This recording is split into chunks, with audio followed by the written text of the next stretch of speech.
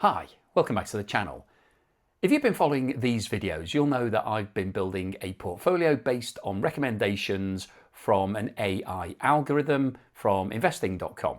And I haven't actually posted a video for a couple of months, mainly because I've been really busy doing some other stuff. So apologies if you've been missing these videos, but don't worry, the shares, I've still invested into the shares. So I basically want to give you an update in today's video as to what's happening with them, and also to talk to you about another stock that I recently purchased based on a huge change in the target price by one of the main brokers, which I just thought was just too good an opportunity to miss. And it's gone up so far, but the potential for it to go up a lot more is huge. So I'll tell you about that, because that's actually come from my subscription to investing.com. I'm not sponsored by investing.com. I was in the past, but I'm not anymore. So I've paid for a subscription, and they do come up with some really interesting pieces of data. Actually, I'm not promoting it. I'm just telling you where I'm getting some of the data that I'm using from for my investing. Anyway, let's talk about the portfolio. So this was an experiment that I started back in September of last year. So it's been running for 9 months now. And the whole concept was that AI can use its power to be able to predict what shares are going to rise over the next 30 days or so. So every month, a portfolio is posted onto investing.com if you subscribe, and you get the names of certain shares that it believes will rise in value over the next month or so. And they change the portfolio at the beginning of every month. So my plan, I'd been doing it for a few months just personally, and it was working really well. So I thought, well, I'll start an experiment. And so I set aside a notional 100,000 US dollars and invested into all of the shares that they were selecting. And this is the situation as of the 1st of March. So these were the shares that were recommended at the 1st of March. So we've got Autodesk, Checkpoint Software, Integris, Clavio, Kindrill, Quansys, Teradine, Texas Instruments, and Tyler Technologies. So 9 shares in that portfolio. Now, as you can see here, the value is actually 114,454. And what that represents is basically the profit that I've made so far. So you can go back and check all of the videos if you want to. But basically, I started 100,000 in September, and then each month it's been rising, and it's been great. So the plan here is to try to increase the value of this portfolio as much as possible. So these were the shares that I purchased at the beginning of March. Now, as I mentioned, I haven't posted a video for a couple of months, so I should have sold these shares at the end of March, but I didn't. So I've been holding them since the 1st of March, but I've now sold them. And these are the prices that I sold them at. So this is the closing price as at 31st of May, when the market's actually closed on the 29th of May. But I put the 31st of May here just because that's the day I'm making this video.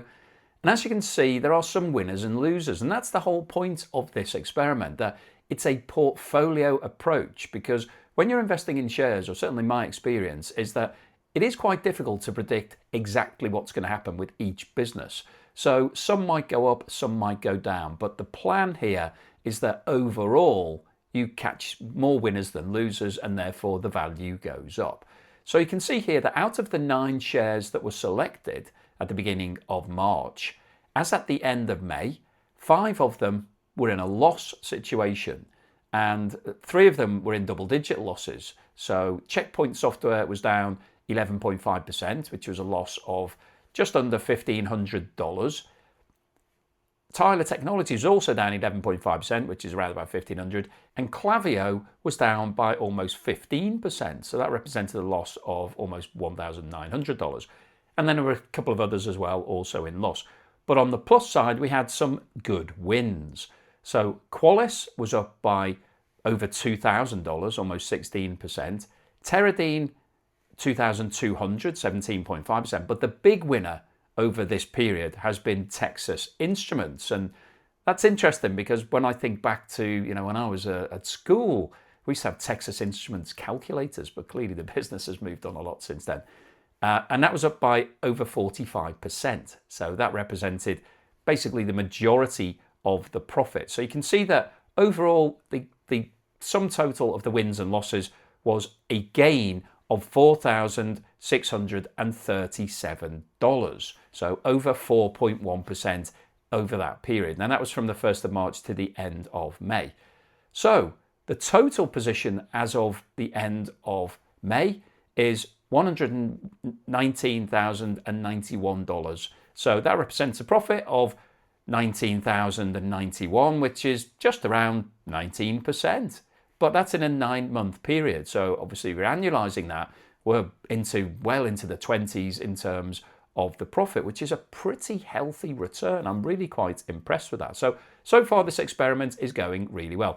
Now I will post another video following on from this with all of the picks for June, but I can't do that yet because they haven't been released. They're only released on the 1st of June. So I'll make that video as soon as I can. Hopefully I'll make it tomorrow on the 1st of June, and I'll post that and let you know what I've invested into for the June period. I wanted to mention another stock that recently hit my inbox. So I got a notification from investing.com that UBS had tripled its target price for a company called Micron. And if you don't know what Micron is, it makes basically memory chips. So it makes the chips that are needed for artificial intelligence to work as well as it does. And these are called DRAM chips, which are DRAM, which is Dynamic Random Access Memory.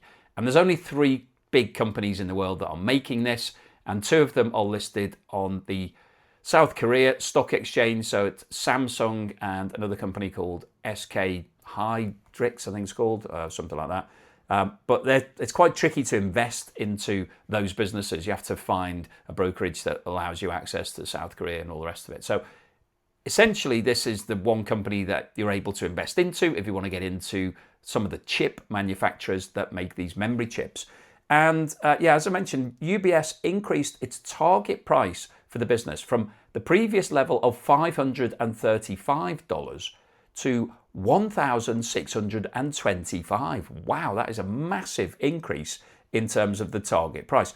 Now, at the time when I got the notification, the share price was sitting at around about $750 per share. So significantly less than 1,625, which is UBS's target. So I bought a bunch of shares and they've gone up so far. They're up by about 15%, but they're still only trading at around about $950, I think it was, when I last checked.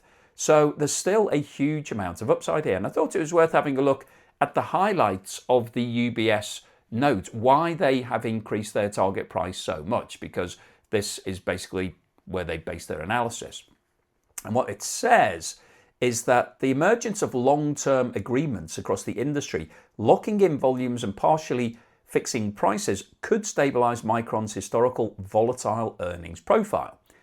These deals are expected to cover a growing portion of DRAM supply, that's direct random access memory for anybody that can't remember what I just said, providing greater demand visibility and reducing pricing swings according to UBS. There was no reason Micron should trade much differently from Nvidia, and Nvidia's obviously been the darling of the stock market. If you'd invested into Nvidia 5 years ago, if that was possible, you'd be very happy today. On a price to earnings basis, as long-term agreements and AI-driven demand reshape the company's earnings and visibility. UBS added that hyperscalers are increasingly willing to trade pricing flexibility for long-term supply assurance, a shift that underpins the contracts and helps stabilize the sector. As a result, UBS expects Micron to command the higher valuation multiple, moving closer to other semiconductor peers as investors gain confidence in its longer-term earnings durability. So it says Micron was trading at 8.42 times expected earnings over the next 12 months, compared with 21.1 for the benchmark S&P index and 24.66 for the Nasdaq 100. So that's the basis that UBS has put together its target. Who knows whether that's going to work out or not, but I quite like those sort of dynamics because AI is obviously the big thing driving the stock market at the moment. It's hard to know what to invest into, whether you've missed the boat, whether it's already gone way past where it should.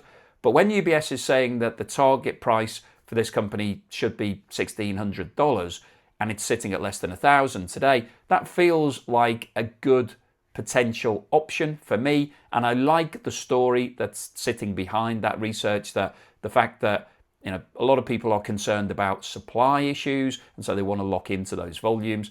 Yeah, it looks like it's got some potential. So that's another share that I've invested into. I thought you'd be interested to know. I'll let you know how that one goes as well at the end of June. But I'll post an update on the new June shares as soon as I can, and then we'll reconvene at the end of June to see how those shares have got on and what's been happening with Micron. So hopefully you've enjoyed this update. If you did, give me a thumbs up. Please subscribe to the channel if you haven't done so already, and I'll see you again on the next video.